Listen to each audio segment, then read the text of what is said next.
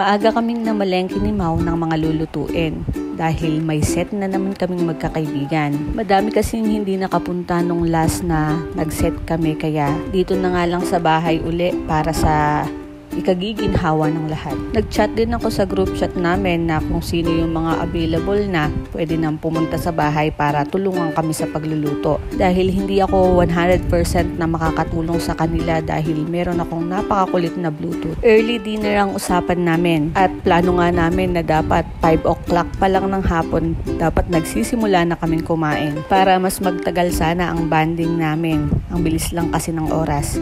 Pero dahil sa mga hindi inaasahang mga nangyari, yung 5 o'clock na dapat nagkakainan na kami, naging yun pa lang yung oras na nagluluto pa lang kami ng mga kakainin namin. 3 putahe lang naman yung ulam namin.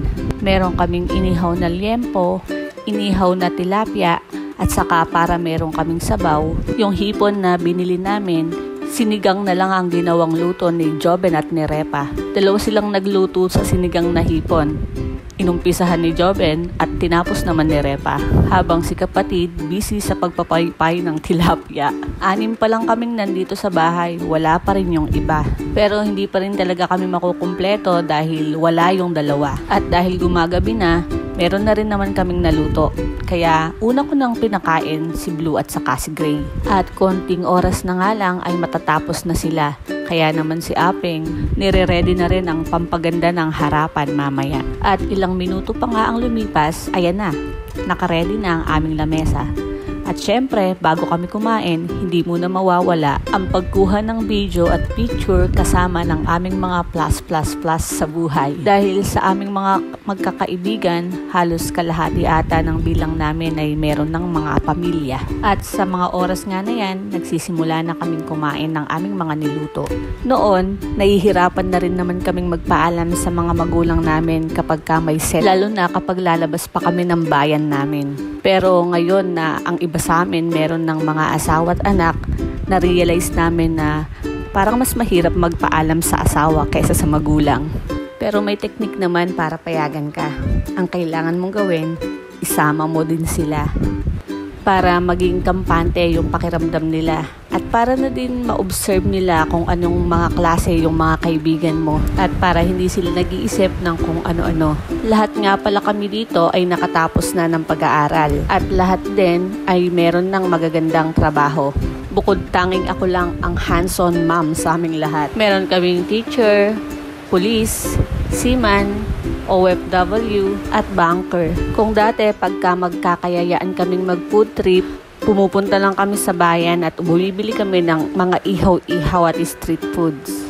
Yung dating pa 20-20 namin na ambagan, lumevel up na dahil nagiging hundreds at thousand na din. Nung single pa kaming pare-pareho, tuwing may magbe-birthday sa amin, sa kabanatuan namin ginaganap. Madalas naming sinasamahan si kapatid sa bahay nila doon dahil siya lang kasing mag-isa. Lagi nga kaming may nabubuong gala kinabukasan, kaya masasabi kong na-enjoy talaga namin ang aming mga teenage life. Kaya sa tuwing naghaharap-harap kami na ganito, ang dami-dami naming napag-uusapang nakakatawa. At saka isa pa pala, yung pinag-graduatean namin nung high school, same school lang din. Hindi naman kami magkakaklaseng lahat, pero yung mga naging experience kasi namin nung high school, parang iisa lang. Lalong-lalo na yung kalokohan ng boys sa kantin. Ang saya-saya talaga at ang sarap sa pakiramdam ng ganito na naghaharap-harap kami. Ang saya at ang gandang balikan ng mga alaala namin nung mga bata pa kami. Pati na din yung time na ang simple lang ng mga laro at laruan namin. Nagtataya-tayaan kami sa isang maliit na truck na nakatambak sa dryer. Naglalaro ng tumbang preso gamit ng isang lata na pinulot sa basurahan.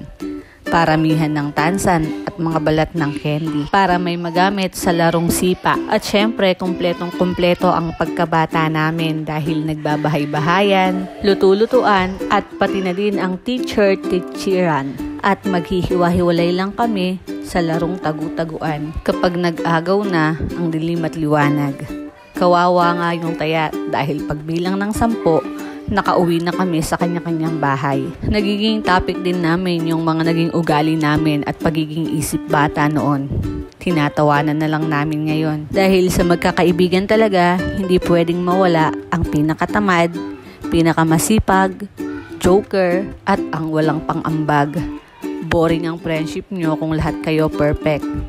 Dapat lagi lang balanse, hindi kulang at hindi din dapat sobra. Dekada na nga ang nabuo naming pagkakaibigan na to.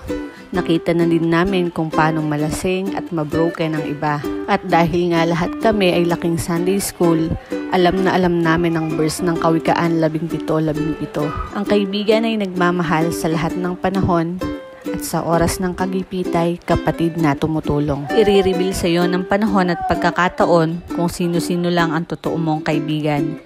Hindi mahalaga ang bilang dahil ang dapat mong tignan ay ang kalidad. Huwag kang palilin lang sa mga taong kinakaibigan ka lang dahil sa iyong pakinabang. Mag-ingat ka din sa mga konsentidor na kaibigan dahil hindi sila totoong kaibigan. Dahil ang tunay na kaibigan ay itinatama ang mga mali mo kahit na sa una, hindi maganda ang dating sa'yo. At ang pinaka sa lahat na dapat mong iwasan ay ang kaibigang tutuklaw sa'yo ng harap-harapan. Lahat tayo ay may pakiramdam.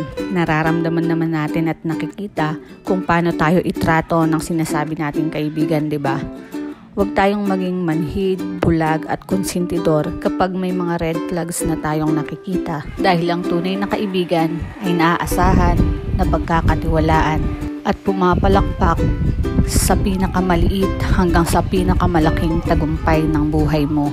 Katulad ng mga pamilyang sama-sama sa iisang bubong, hindi rin maganda sa magkakaibigan ang palaging magkakasama dahil ang salitang pagkakaibigan ay isang relasyon at isa ding buhay. Kailangan ng space, kailangang alagaan at kailangan ding huminga. Huwag puro give at huwag din naman puro take. Maging open at irespeto ang opinyon ng bawat isa. At ang pinaka-importante sa lahat, kahit na wala kang pera, basta marunong ka lang makisama, paniguradong lahat magugustuhan ka. At sobrang haba na nga ng video ko.